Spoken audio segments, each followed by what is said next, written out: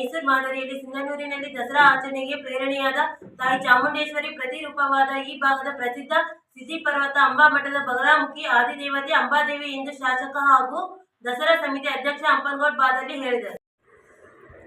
ನಗರದ ಸ್ತ್ರೀ ಶಕ್ತಿ ಭವನದಲ್ಲಿ ತಾಲೂಕು ಆಡಳಿತ, ನಗರಸಭೆ, ನಗರ ಯೋಜನಾ ಪ್ರಮುಖ ಪ್ರಾಧಿಕಾರ, ಶಿಶು ಅಭಿವೃದ್ಧಿ ಯೋಜನೆಗಳ ಕಾರ್ಯಾಲಯ ಹಾಗೂ ತಾಲೂಕು ಸ್ತ್ರೀ ಶಕ್ತಿ ಮಹಿಳಾ ಒಕ್ಕೂಟದ ವತಿಯಿಂದ ಆಯೋಜಿಸಿದ್ದ 4ನೇ ದಿನದ ಮಹಿಳಾ ದಸರಾವನ್ನು ಸಸಿಗೆ ನೀರು ಹಾಕಿ ಉದ್ಘಾಟಿಸಿ ಮಾತನಾಡಿದ ಅವರು, ಈ ದೇಶದ ಸಂಸ್ಕೃತಿ ಪರಂಪರೆ ಉಳಿಸುವ, ಬೆಳೆಸುವ ಕೆಲಸವಾಗಬೇಕಿದೆ. ನಮ್ಮ ಭಾಗದ 18ರಿಂದ 19 ಜಿಲ್ಲೆಗಳಲ್ಲೇ ನಾವು ಮೊದಲ ಬಾರಿಗೆ ಸಿಂಧನೂರಿನಲ್ಲಿ ಈ ದಸರಾ ಕಾರ್ಯಕ್ರಮವನ್ನು ತಾಲೂಕಿನ ಜನರ ಸಹಕಾರದಿಂದ ಆಯೋಜಿಸಲಾಗಿದೆ. ಈ ಅದ್ದೂರಿ ದಸರಾ ಸವಿಯನ್ನು ಕಳೆದ 4 ದಿನಗಳಿಂದ ರಾಯಚೂರು, ಕೊಪ್ಪಳ, ಸಿಂಧನೂರಿನ ಜನತೆ ಸವಿದಿದ್ದಾರೆ.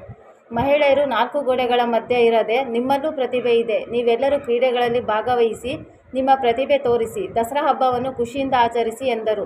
ಈ ಸಂದರ್ಭದಲ್ಲಿ ದಂಡಾಧಿಕಾರಿ ಅರುಣ್ ಕುಮಾರ್ ದೇಸಾಯಿ, ಪಿಡಿಪಿಒಗಳಾದ ಲಿಂಗನಗೌಡ, ಅಶೋಕ್, ಸ್ತ್ರೀ ಶಕ್ತಿ ಒಕ್ಕೂಟದ ಅಧ್ಯಕ್ಷ ಶ್ರೀದೇವಿ ಶ್ರೀನಿವಾಸ್, ದಸರಾ ಸಮಿತಿಯ ಪ್ರಧಾನ ಕಾರ್ಯದರ್ಶಿ ಎಸ್ ದೇವೇಂದ್ರಗೌಡ ಸೇರಿದಂತೆ ಅಂಗನವಾಡಿ ಕಾರ್ಯಕರ್ತರು, ಸ್ತ್ರೀ ಒಕ್ಕೂಟದ ಮಹಿಳಾ ಸದಸ್ಯರು ಪಾಲ್ಗೊಂಡಿದ್ದರು.